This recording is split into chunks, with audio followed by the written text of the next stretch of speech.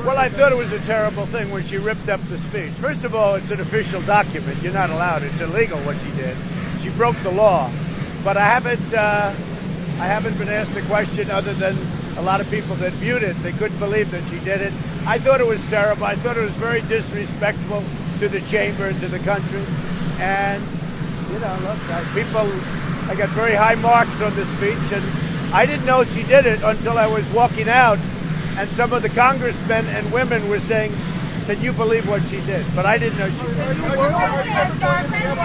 work with her in terms of ways? Well, I think there's a lot of evil on that side. They've gone crazy. They've gone totally crazy. It's too bad. I've gotten tremendous amounts done, more than anybody's gotten done in 3 years, by far. But they're not constructive people. So, are you critical of Romania? Would you be able to work with any of the Democrats? Well, I do work with Democrats. I work with everybody. But that group is, you know, they say Trump derangement syndrome. They've got it. They've got a bad case of it. You saw that. That was on display the other night when she ripped up the speech. That was terrible. It was a terrible, so disrespectful to our country. And actually very illegal what she did. This is Trump complaining that Nancy Pelosi did something illegal by tearing her personal copy of a speech in half. Yep, that's it. The end of irony as we know it.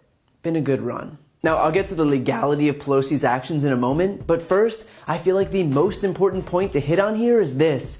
Is Donald J. Trump, of all people on the face of this planet, actually trying to condemn someone else for doing something illegal? Donald Trump?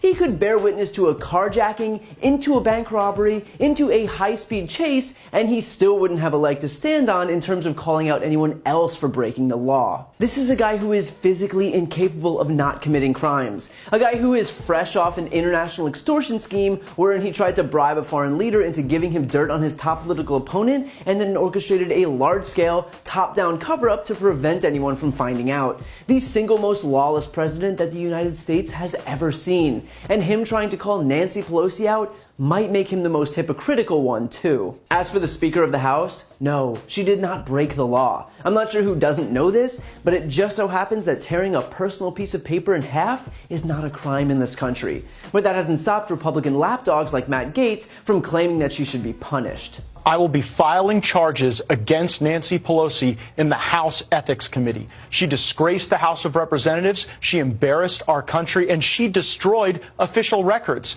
The law does not allow the Speaker of the House to destroy the records of the House, and the rules of the House do not permit some little temper tantrum just because you don't like what the President of the United States says. Gaetz has called for Pelosi to be referred to the Justice Department for a criminal investigation, citing a law that makes it a crime for anyone having custody of certain federal records to mutilate, obliterate, or destroy them. Only this wasn't a federal record, it was a personal copy of a speech. She could use it as paper mache, and it wouldn't be any more of a crime than waving hello to her neighbor in the morning.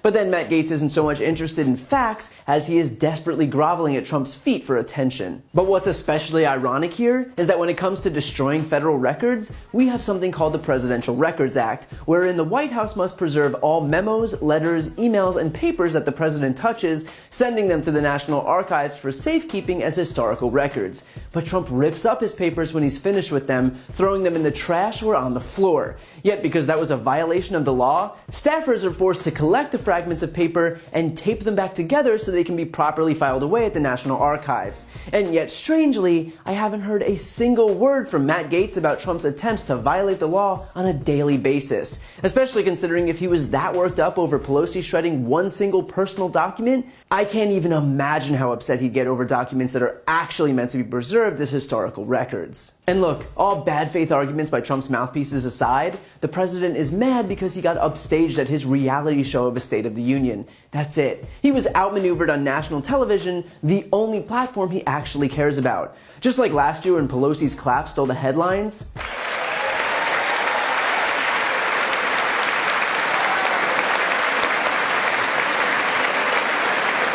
This year was all about her ripping his speech in half. And God bless America. Thank you very much.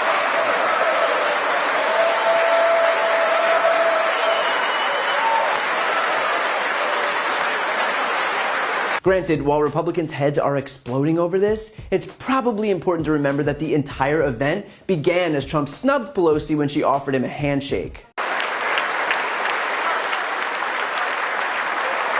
So if you're beginning to realize that the GOP gets mad when their members get slighted, but have zero problem when they're the ones slighting others, then congratulations, you might just understand the hypocrisy of the right. The simple fact is that Trump, who fancies himself this once-in-a-generation media superstar, is constantly being upstaged by Pelosi. This isn't about anything else other than his bruised ego, and yet rather than admit that, he'll lash out using whatever excuses he can conjure up, including claiming, with a straight face, that Nancy Pelosi ripping a piece of paper in half was, quote, very illegal.